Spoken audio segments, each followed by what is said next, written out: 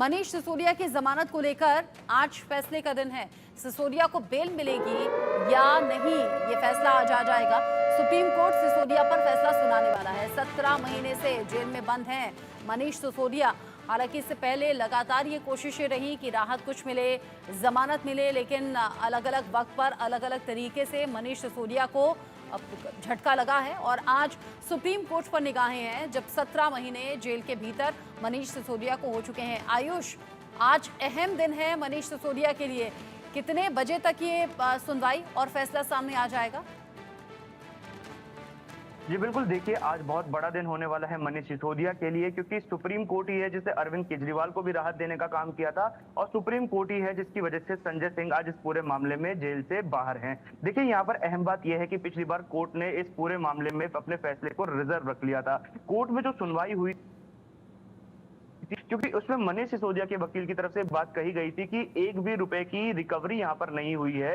जो 100 करोड़ के कथित घोटाले की बात ईडी और सीबीआई कर रही है, आखिर वो 100 करोड़ है का, वो मनी ट्रेल को आप एस्टैब्लिश क्यों नहीं कर पा रहे। तो वहीं दूसरी ओर ये बात रखी गई थी स्टेट की तरफ से, उन्होंने बोला था कि मनीष सिसोदिया जो है वो उस समय लिकर पॉलिसी के लिए पूरी तरीके से जिम्मेदार थे, क्योंकि दिल्ली के शराब मंत्री भी मनीष सिसोदिया ही थे। तो ऐसा नहीं हो सकता कि दिल्ली से शराब नीति से जुड़ी हुई कोई भी पॉलिसी बनाई जाए और उसके बारे में मनीष सिसोदिया को जानकारी ना हो, या फिर उसको लेकर कोई भी अगर पैसे की डीलिंग हुई है तो उसको लेकर भी मनीष सिसोदिया को जानकारी ना हो, ये मानना अपने आप में ही मुश्किल है। लेकिन एक बात जो कोर्ट ने बोली थी वो बहुत अहम थी और हो सकता है कि कोर्ट का जो फैसला है वो उस पर निर्भर करेगा। देखिए यहाँ पर ये बात बोली गई थी ईडी की तरफ से कि जिन लोगों ने शराब नीति में अरविंद केजरीवाल और आम आदमी पार्टी को फेवर देने का काम किया, यानी आर्थिक तौर पे मदद देने का काम किया या आर्थिक तौर पे सहायता देने का काम किया या फिर बैक डोर से पैसे पहुंचाने का काम किया, उन सबको दिल्ली शराब नीति से फायदा हुआ है। यानी ये पॉलिसी सिर्फ कुछ लोगों को, कुछ चुनिंदा लोगों को, एक वर्ग को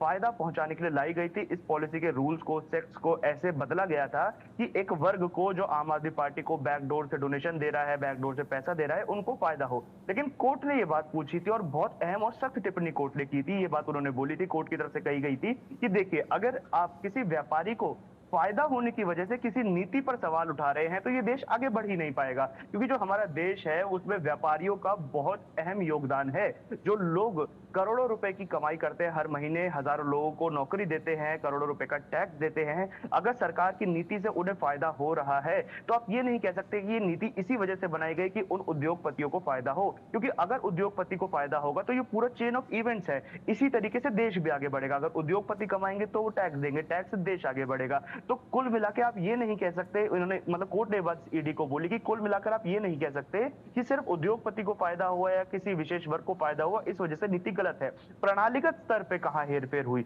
जो 100 करोड़ की बात ईडी की तरफ से कही गई कि 100 करोड़ का मनी ट्रेल है, 55 करोड़ रिकवर कर लिए गए, आईओ ने कुछ सबूत भी रखे हैं, चार्जशीट भी दायर की है, ऐसे में मनीष सिसोदिया को बेल नहीं दी जा सकती। देखिए यहाँ पर पीएमएलए एक्ट मनीष सिसोदिया के ऊपर लगा हुआ है, protection of money laundering act, उसका जो सेक्शन 45 है वो 2 कंडीशंस बताता है बेल को लेकर। ये दोनों कंडीशंस मनीष सिसोदिया के लिए सेटिस्फाई नहीं हो रही है, ये आरोप ईडी ने लगाया था।